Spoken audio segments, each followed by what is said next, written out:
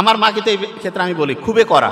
আম্মার কথা হিসাব সত্যি বলছি আমি, এই জন্য আম্মার কাছে আমরা চাওয়ার চাইতে আব্বার কাছে চাই বেশি, কারণ আম্মা দিবেই না যে কোনো একটা জিনিসে এটা কেন না হইলে হয় না। অথচ নর্মালি বোধহয় ফ্যামিলিগুলো তো উল্টা হয় না, যে বাবা একটু বোধহয় কড়াকড়ি করে মা, কিন্তু আমাদের ফ্যামিলিতে আমি দেখছি, আমার ছোট ভাইও আছে, আমার ছোট বোনও আম্মা কইলে দিবে না, আব্বাকে আমরা কই আম্মা কোয়া যাবে না, কারণ আম্মা বললে দেখা যাবে একটা ভেজাল লাগাই দিচ্ছে, কবে এটা হবে না। তো এইটা আপনারা যারা ফিমেল ডক্টর আছেন, ফিমেল যারা, তারা শুনেন, আপনার বাচ্চাকে আপনি 3 বছর 10 বছর কষ্টে রাখলেন, এরপরে সারাটা জীবন ভালো চললো, সেইটা বেশি বুদ্ধিমান বুদ্ধিমতির কাজ হইলো না এখন তাকে আরাম দিয়ে সারা জীবন পরের যে জীবনটা ধ্বংস হইলো?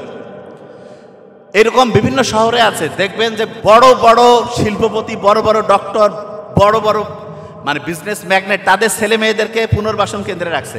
কি কারণে? ওই যে দৈনিক 15 মিনিটের কথা বলছিলাম না, সেটা দেয়নি। এবং শেষে যে দেখেন, ফ্যামিলিতে একটা যদি এরকম বকে যায়, একটা যদি রাস্তা থেকে দূরে চলে যায়, আপনার গোটাল শান্তি কিরকম দুর্বিষহ অশান্তিতে পরিণত হয়, মানে আপনি হতবাক হয়ে যাবেন।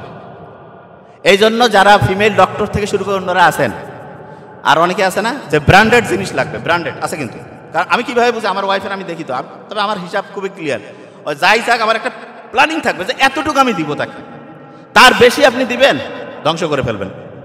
বিশ্বাস করেন, তাকে একটা ভালো জিনিস দিবেন, কিসের জন্য তাকে ভালো জিনিস দিবেন?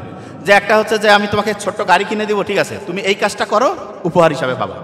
এবং অনেকে চায়, আমরা কই যে না, আমি আমার বাচ্চার মনে কষ্ট দিব না, এখন কষ্ট দিবেন না, সারা জীবন আপনার বাচ্চা কষ্ট পাবে, আপনার জীবনে ধ্বংস হয়ে যাবে। এই জন্য যে কথাগুলো বলছি, এগুলো মাথায় নোট ডাউন করেন এবং এইরকম করে আপনার ফ্যামিলিকে হচ্ছে রেগুলেট করেন, দেখেন যে ফিউচারটা কত অসাধারণ হইতে পারে। যে জায়গায় আমি ছিলাম, ফ্যামিলির বন্ডিংকে ঠিক রাখার জন্য, আপনার সন্তানকে ঠিক রাখার জন্য, তাকে হচ্ছে যে আচরণটা কিভাবে শেখাবেন, সেটার একটা সহজ এক্সাম্পল বলি। আপনি চাচ্ছেন আপনার সন্তান আপনাকে সম্মান করুক, বড়দের সাথে ভালো ব্যবহার করুক, তাহলে এই কাজটা আপনাকে করতে হবে। এবং সেক্ষেত্রে আপনি কীভাবে করতে পারেন? আপনার ফ্যামিলিতে আপনার মা বাবা, হাজব্যান্ড ওয়াইফের যে পারস্পরিক মা বাবা থাকে, তাদের সাথে সম্মানসূচক আচরণ করুন।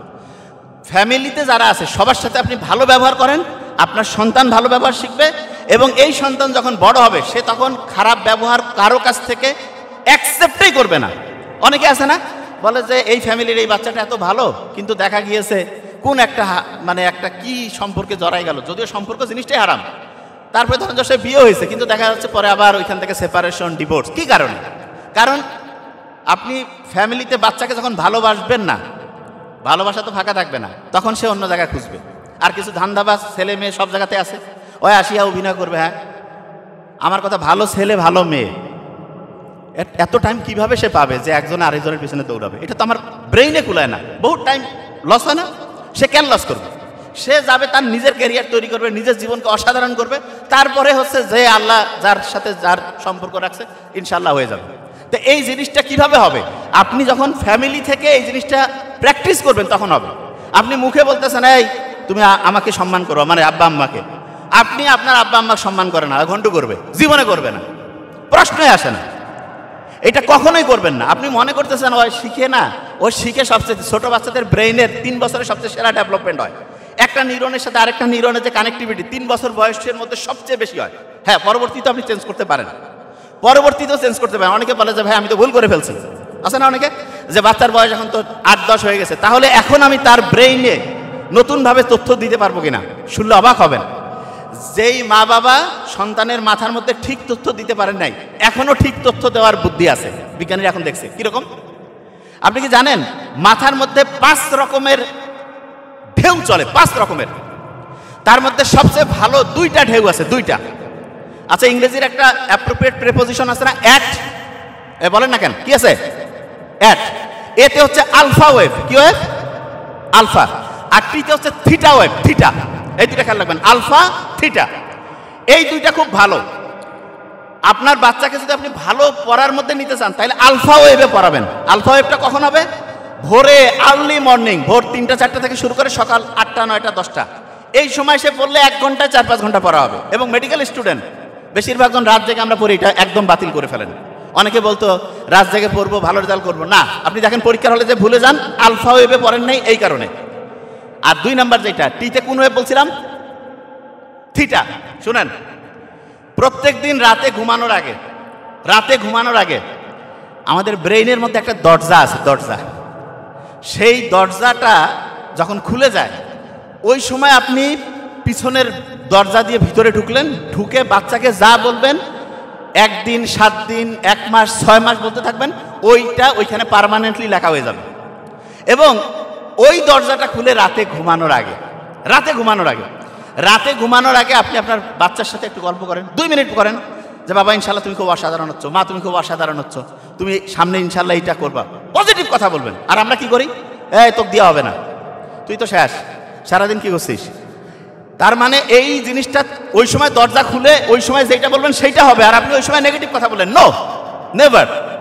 ওই সময় যাই বলেন পজিটিভ বলবেন, কারণ ওইটা একদম ওই সময় লেখা হয়ে যাচ্ছে। একটা হচ্ছে তাহলে রাতে ঘুমানোর আগে, আরেকটা আছে সেটা কখন, সেটা হচ্ছে ভোরে ঘুম থেকে উঠে, সকালে ঘুম থেকে উঠে। ওই সময় হচ্ছে ব্রেইনের মধ্যে যে দরজা আছে সেই দরজাটা খুলে গেল, আপনি ওই দরজা দিয়ে ভিতরে ঢুকলেন, যা বলবেন সেইটা ওই সময় আস্তে আস্তে লিখিত হয়ে যাবে।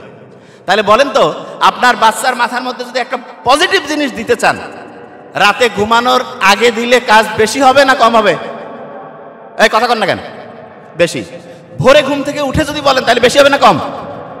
আচ্ছা, এবার অনেকের মাথায় একটা প্রশ্ন আসতেছে যে ভাইয়া, আমি না হয় আমার আব্বা আম্মা, মানে আমি এখন মা বাবা হয়েছে, আমার সন্তানকে আমি বলবো, আমার বাপ মা তো নাই, বা আমরা যারা অ্যাডাল্ট হয়েছি আমাদের কথা আমরা নতুন করে লিখতে চাই, এটা বুদ্ধি আছে কি নাই?